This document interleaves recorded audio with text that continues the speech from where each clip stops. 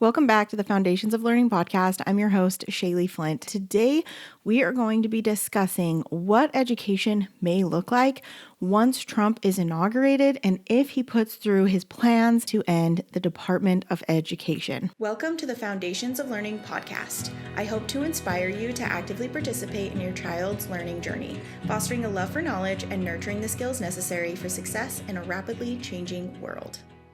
If you would like to listen to another episode where I do a deep dive on the Department of Education, what their job is, whether or not they're accomplishing their mission, listen to that podcast episode. I will link it down in the description on YouTube, and then I will also link it in the show notes, Spotify, Apple, however you're getting your podcasts. So if you're interested in that, go check that out. The first thing I want to address is a lot of the things that people are saying about what will happen in education if Trump is to end the Department of Education is that there will be no more funding for things like special education programs, English second language programs, or even grants that the Department of Education actually provides. Now, I did a big deep dive on this to see whether or not that was actually true. And from what I can gather from the information that I had found is that that's not exactly true. Help your child become a confident reader with letters and sounds. This structured curriculum includes lesson plans, games, and multisensory activities to make learning letters fun and effective. Get started today at k3homeschoolfoundations.com or check out the link down below. It's not that he's wanting to end the amount, like the money that the Department of Education is providing for programs like SPED or ESL and things like that, or grants.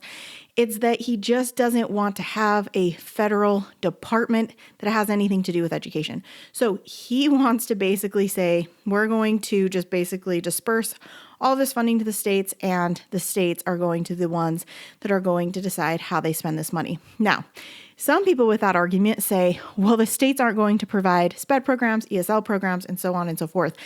And I don't understand exactly why you think the state board of education in every state is going to be against this. As an educator, I can tell you that I've benefited more, at least as an educator in like my professional developments and things like that, via the state board of education. The state board of education has done more for my students than anything that the Department of Education has ever done. So yes, do they provide SPED funding and ESL funding and things like that? Yeah. And I've had, obviously in all the schools, there's SPED programs and ESL programs. Well, if you are in a school with heavy English second language students.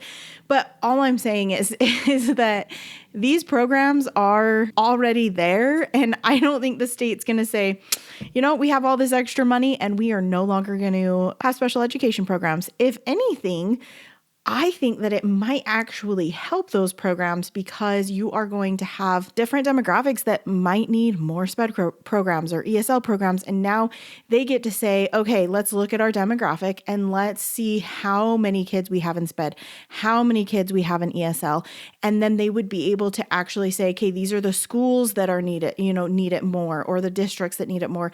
And it might have less strings attached on how much has to go to each of these things. And maybe they could set their own spending limits on this is how much has to go to SPED, this is how much has to go to ESL, and so on and so forth, because that is how funding works in schools. Is basically the government says, hey, you have money for Title I school or whatever. Okay, let's just use Title I as an example. Here is Title I money, and it can only go towards aids, extra aids, or technology or whatever. And they kind of give you this like spending limit of how much you can spend of that lump sum and where it needs to go.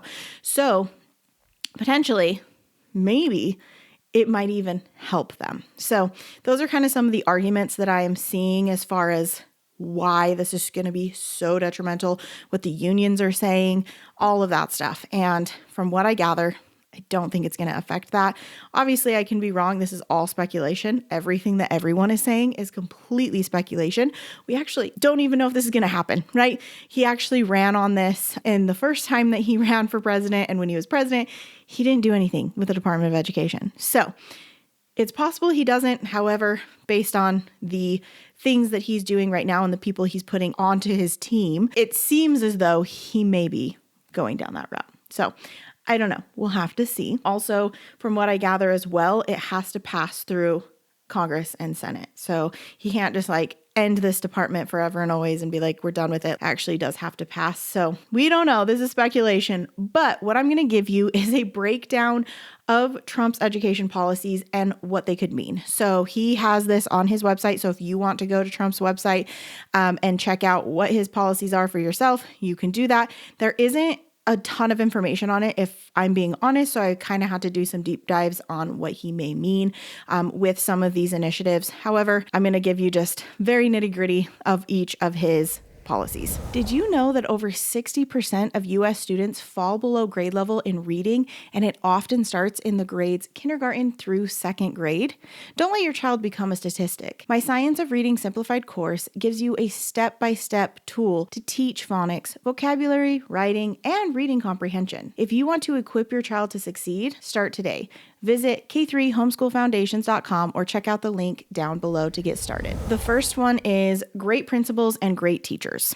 Sounds great. So let's see what his plan actually emphasizes. So Trump's plan emphasizes merit-based pay for teachers and ending tenure.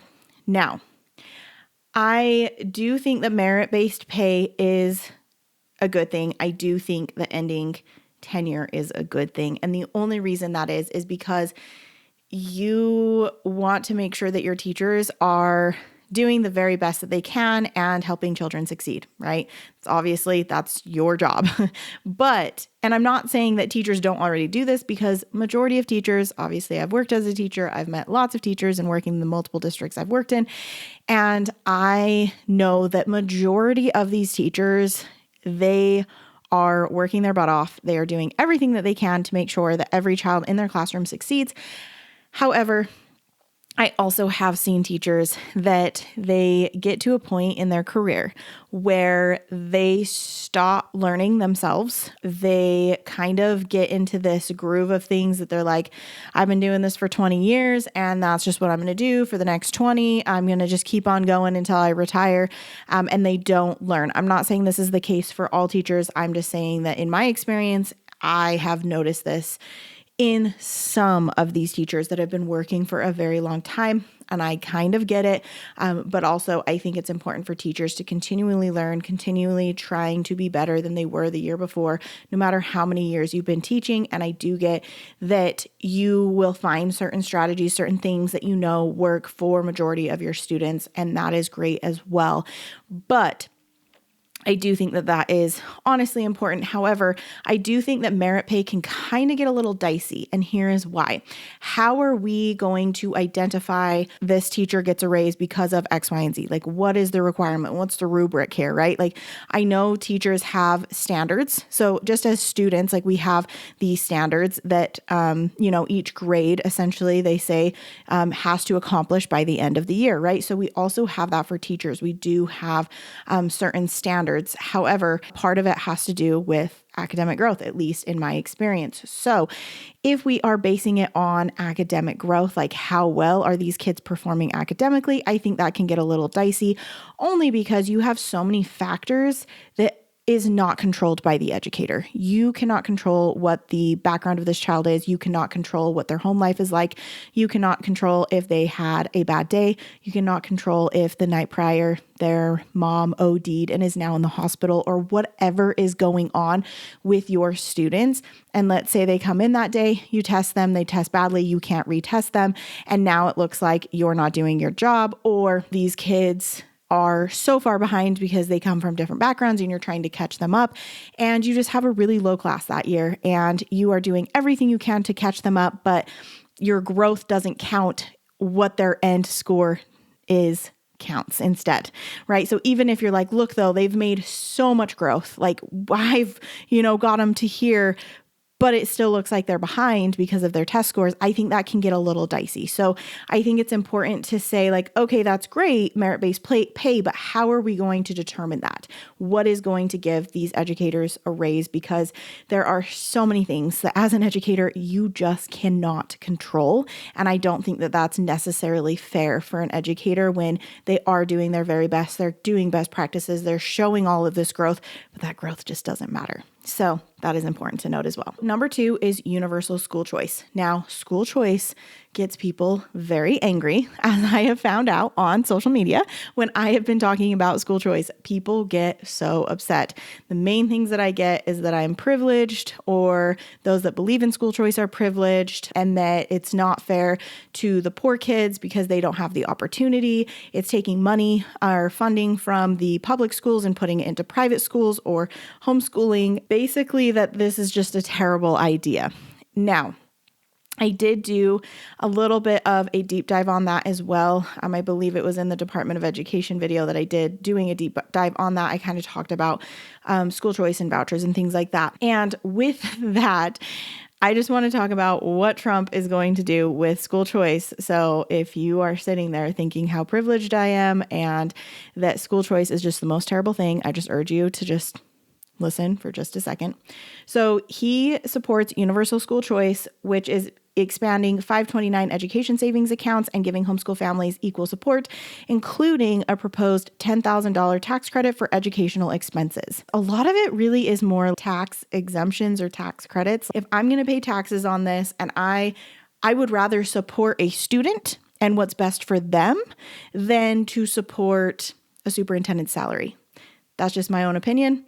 And a lot of people don't like that opinion, but personally, I would prefer if my taxes were staying with the student because parents really do know best. And the education system, for some odd reason, likes to villainize parents. Reading and writing are the cornerstones of your child's education. Without the right foundation, they can struggle. But with the right tools, they can soar. That's where the 5 Foundations of Reading Ecourse comes in. This course is designed to teach parents how to help their children master phonological awareness, which is the essential first step in literacy, phonics skills like decoding spelling patterns for fluent reading and writing, segmenting and blending, which are key strategies for becoming a confident reader, and orthographic mapping so that your child can learn spelling patterns and use them effectively. Last, you'll learn about high-frequency words, which are essential for fluency in everyday reading. You'll also learn the most effective ways to teach these skills, making learning time productive and enjoyable for both you and your child. Whether your child is ahead or catching up, this course equips you to support their journey to literacy success. Start today by visiting k3homeschoolfoundations.com or check out the link down below.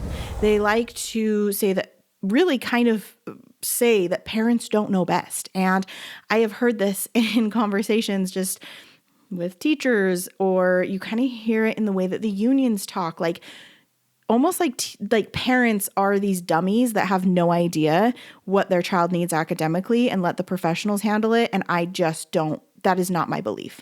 I truly think that parents know what is best for their child, and I think that we should allow for them to have the money and they get to choose. So number 3 is preparing students for jobs and careers. His plan includes preparing students for jobs and careers through project-based learning and work experience opportunities. I think that this is amazing because I think that a lot of time in high school is wasted on classes that are a waste of time, if I'm being completely honest. I actually saw this post the other day and they were talking about advanced mathematics. 3 to 5% of jobs actually need that math, and yet we're requiring it. So I think that's kind of silly. Like if your child wants to pursue that and they love math and they're like, I would love to take these advanced math classes, I mean, go for it. Take those classes, right? But to require every single student to do that when only 3 to 5% of jobs actually need you to be able to do that, I think that's silly. I really do. So I do think that it is better if we're actually preparing them for jobs, which would mean let's look at what we're teaching them, and also careers, and that project-based learning is going to be helpful in that, and like just getting work experience opportunities, right? Like if a child says, I want to be a nurse or I want to be a doctor or whatever, and if we can get them like, okay, that's what you want to do. Like these are courses that you are going to have to take to get you into these programs, or, you know, maybe you're like, I want to be an electrician. It's like, great, let's get you an apprenticeship, or even getting you an apprenticeship in a hospital, right? So that they can actually see what that's going to be like. As an 18-year-old, I wish I would have had that. I wish I would have had more opportunities to actually do internships and really explore what I wanted to do before I spent a ton of money on college. And wasting my time on certain classes to then decide like, oh, that's not what I want to do because I finally figured it out. I think it would be helpful for them to do that in high school so that they can come out of high school actually starting ahead, right? Like a lot of homeschool kids get to. Okay, number 4, safe, secure, and drug-free schools. He is basically talking about how he's going to do this is through discipline policies. Like I said, it's very vague on exactly what that means. I do think that there is a gray area when it comes to this when we're talking about discipline policies, only because children that do have IEPs or 504s or behavioral plans in place, they cannot.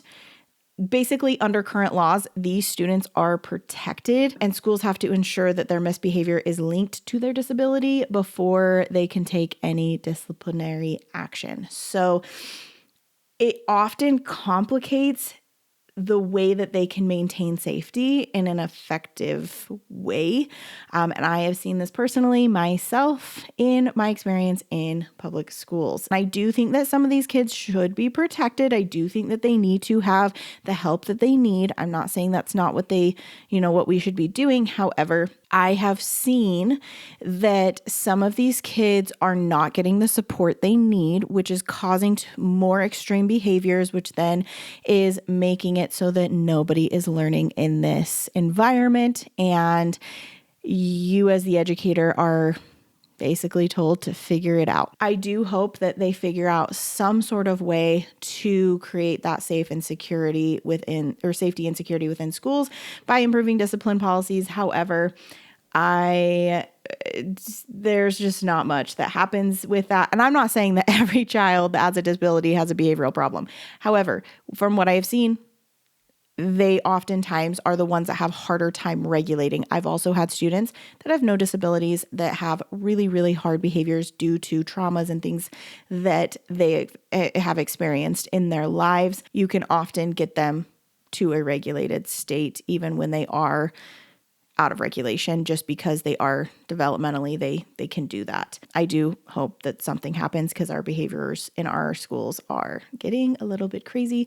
And if you wanted to look more into behaviors, I actually talked to Dr. Bethany. She is the owner of Core Methods, and she has amazing programs that I think looks at discipline or behaviors in a very different way than what the education system is doing right now. And I actually think is going to be more beneficial. And she also has shown that her methods are actually successful in schools. So if you're interested, I do have a podcast episode on that. Okay, so number 5, restoring parental rights. Trump's plan to restore parental rights is a bit vague, but it seems to be about giving parents more control over their children's education, especially in relation to civil rights and non-discrimination policies. I believe that the focus should be on building strong character, work ethic, and believing in the potential of every child, regardless of their background. And I do think that it is important that we are restoring parental rights because if you're anything like me, you have seen where school boards are basically ignoring parents. They're getting thrown out of these meetings and things like that when I do not think that they should, and they should have a say in what their child is learning. Number 6, knowledge and skills, not CRT and gender indoctrination. Our children are falling behind and have been behind, unfortunately, for a very long time in basic reading, writing, and math skills. According to recent statistics, only 35% of 4th graders are at or above grade level in reading and 41% in math. That is really sad. We're in a bad way, you guys. And a lot of this has to do with ineffective strategies in the way that we're teaching reading and math and writing and things like that. And so that's why I'm so passionate about the science of reading and structured literacy. And that is what I make all of my resources based off of, is using the methods used in structured literacy with the research of the science of reading. And that research has been out for decades now. And it is literal neuroscience on how our brains learn to read. I don't know why we're not using it. It's honestly kind of crazy. So I do think that it's important that we are focusing on skills because we are falling behind. That is not okay. As for gender ideology and CRT or critical race theory in schools, I do believe that that is so inappropriate for young children. And I understand that CRT is really more In the upper grades, however, I still, based on the research I have done, do not think that critical race theory is the best approach to take in that topic. And then I also do not believe that gender ideology should be being taught to children. I just don't believe that that is what we need to be doing. They are children. Let them be children. Also, I just don't think that the government should be teaching children these things. I do not think that is the government's place. If you want to teach your child that and you are the parent, you go for it. It's your child, right? You can teach your child whatever it is that you want to teach them. I just think that they should be focusing on skills and nothing more. That's my take on it. Okay, number 7, promoting love of country with authentic civics education. Trump's plan includes reinstating the 1776 Commission to promote patriotic civics education. While I do think it's important for us to understand our country's founding principles, I do believe that it needs to be unbiased, right? Because with history, we do know that based on the way that it is told, we can omit things, we can make things sound a little better than they were. For those interested in teaching civics and history from multiple perspectives, I suggest the Tuttle Twins books. They are amazing. Not only do they teach civics and history, but they also teach financial responsibility, personal responsibility, economics, and so much more. And seriously, I bought their book bundle and I am so impressed with the stories, with the illustrations, and they also have questions that you can ask your child to really get them thinking about each of these topics, as well as different PDFs and workbook activities that you can do with these books. So I highly recommend Tuttle Twins books.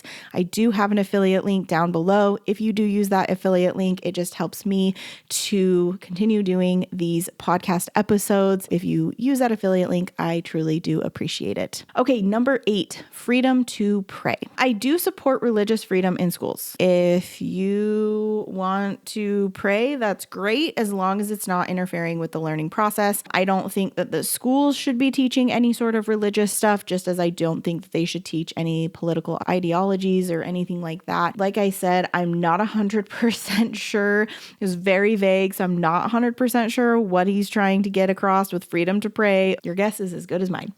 Number 9, returning education to the states. So ultimately, Trump just wants to return the control of education to the states by closing the Department of Education. The U.S. spends more on education per student than any other country, yet we lag in academic outcomes. So a lot of people screaming more money will solve our problems. More money does not always solve the problems, and the reason being is that I have seen the mismanagement of funds time and time again. No matter what district I go to, there is going to be mismanagement of funds. And when you really think about it, it's kind of funny because we have like the Department of Education, and then they push funds down to the State Board of Education, and the State Board of Education pushes funds down to the districts, and then the districts push funds down to the principal. It's like, how many people do we need to push funds down to? You know, like there gets to a point where it's like, my goodness, like we just have a bunch of people that are pencil pushers, or I don't really know. I just feel like it would simplify it if we were just like, hey, states, this is the funding, whatever, do whatever you want. Based on what I learned about the Department of Education, they're not meeting their mission anyway. So it sounds like a federal department that is just wasting money every single year. Trump's plan is really all about empowering parents, giving parents choice, and just reducing the federal involvement overall, which I totally agree with when you look at our founding fathers and why we do have a government. And I think there's a reason they did not put education in the Constitution. We have gotten to a point where we're a little bloated at the federal level, and I think we could minimize. But all of this is really just kind of my opinion based on whatever Trump is wanting to do, which might not even get done. And so I would love to hear your opinion on what you think down below, whether or not you think that he's just going to entirely ruin education, or if there could be some good that does come from this. Personally, I think that there is, but that's all I have for you. I hope you have a fantastic day, and we will see you next time.